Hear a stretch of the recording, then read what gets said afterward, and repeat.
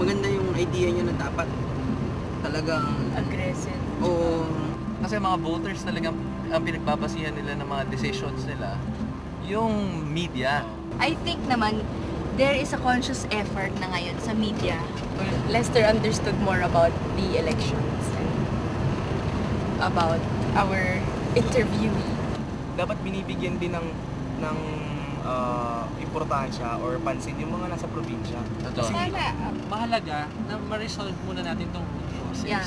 Para mas ma-resolve natin yung mga manifestations. Sometimes Dapat may mga malaman big ng mga- issues from provinces talaga na hindi nabibigyang pansin.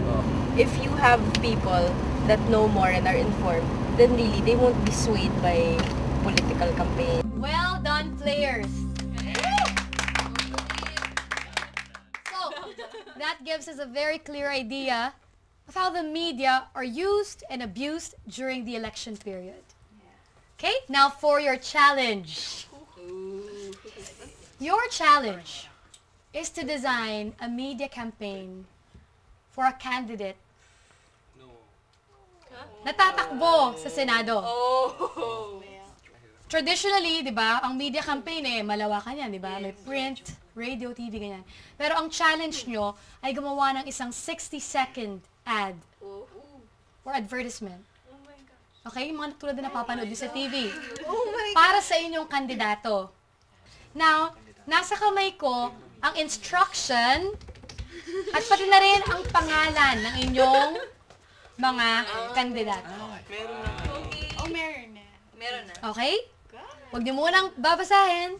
Okay, red team. White. Blue. Ready? Sandali lang. White team muna. White team. White team will open their... White team will open all... Can you read it, please? Mag-isip ng isang media campaign para sa isang kandidato. Mula sa media campaign na inyong ipaplano, gumawa ng isang 60-second ad para sa inyong kandidato. White team, ang inyong kandidato ay si... Ni!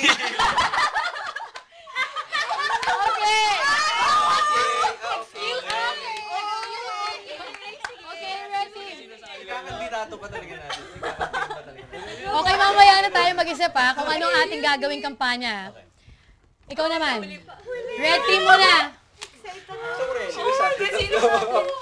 Red team, ang inyong kandidato ay si... Okay.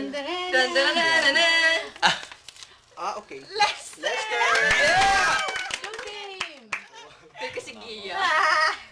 Siya yung mukhang kandidato sa atin. Okay. Okay. Blue team, ang inyong kandidato ay si...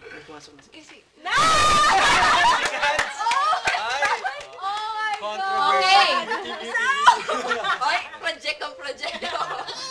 Okay, nakahinga na ba kayo? Okay.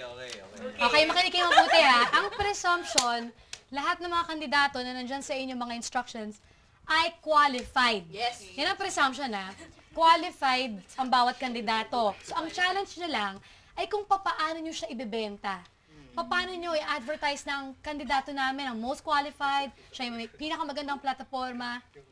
So that's what your 60-second ad is gonna be all about. Alright, now, baka may questions kayo tungkol sa paano nyo ito gagawin or what?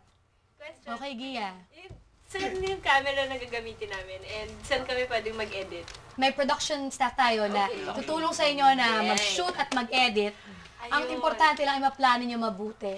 Okay? So, meron kayong support. Any more? Si Pao. Paul. Kasi di ba si Lester hearing impaired. So present namin siya as ganon. Si Lester, hearing impaired siya. So, as he is, ganun ang pag-present nyo sa kanya. Okay. Okay? You don't have to change or invent. Okay. Okay, facts about him. Do we get the full control sa creative but like we get to decide which jingle, which songs yung babagay Yes. para saleable yung person. Right. That's the challenge kaya, creativity nyo. So, you have full control. I have a question. Okay. Pwede bang, kasi diba, syempre sa ngayon, student pa lang sila.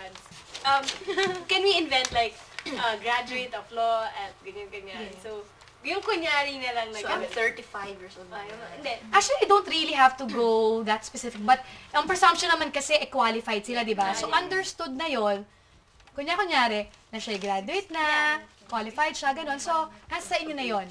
Okay, basta kung paano siya ipapresent, basta ang presumption nating lahat ng candidates, si Neil, Lester, and si Naz, pwedeng-pwede, eligible to run. Okay. Panalo na kami. Meron pa ba kayo? Mga katanungan? Grabe Ha? Okay na. Yeah. Do you feel the excitement? Yes! Alright, planuhin na natin. Dash para sa Senado! Sige, so detail mo. Pag... Ano mahaba? Patibay na kanilang moral. Malaki ang gagamba ng papel ng kabataan. Right application ng education. Pwede namang edukasyon na lang eh. Oo, kasi parang gano'n. Diba? Pag values and morals, isip kayo ng Tagalog terms of values.